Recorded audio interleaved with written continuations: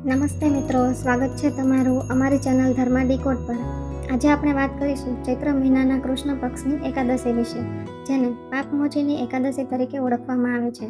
જેવી રીતે આ એકાદશીનું નામ છે, તે જ રીતે તે ભક્તોના તમામ પાપોનો નાશ કરનારી માનવામાં આવે છે।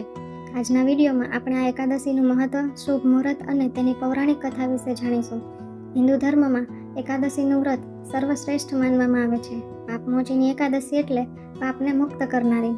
શાસ્ત્રો મુજબ જે વ્યક્તિ સાચા મનથી આ વ્રત કરે છે તેને અશ્વમેધ જેટલું પુણ્ય મળે છે। તેના પૂર્વજન્મના પાપોમાંથી પણ તેને મુક્તિ મળે છે।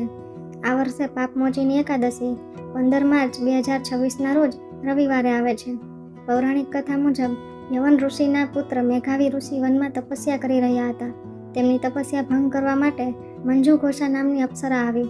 ઋષિ મોહમાં પડ્યા અને તેમની તપસ્યા અધૂરી રહી ગઈ। જ્યારે તેમને પોતાની ભૂલ સમજાઈ ત્યારે તેમણે અપ્સરાને પિશાચ બનવાનો શ્રાપ આપ્યો। અપ્સરાએ માફી માંગી ત્યારે ઋષિએ તેને પાપમોચીની એકાદશીનું વ્રત કરવા કહ્યું। અપ્સરાએ અને મેઘાવી ઋષિએ પોતે પણ આ વ્રત કર્યું, જેના પ્રભાવથી બંને પાપ મુક્ત થયા અને અપ્સરા ફરી સુંદર રૂપ ધારણ કરી સ્વર્ગમાં જઈ। સવારે વહેલા ઉઠી સ્નાન કરી ભગવાન વિષ્ણુ સામે વ્રતનો સંકલ્પ લેવો।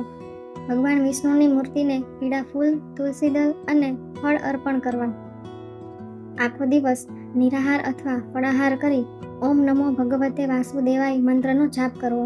બીજા દિવસે એટલે કે બારસના દિવસે બ્રાહ્મણોને દાન આપી વ્રતના પારણા ખોલવા। તો મિત્રો, આ હતી પાપમોચીની એકાદશીની સંપૂર્ણ માહિતી। આશા છે કે તમને આ વિડીયો પસંદ આવ્યો હશે।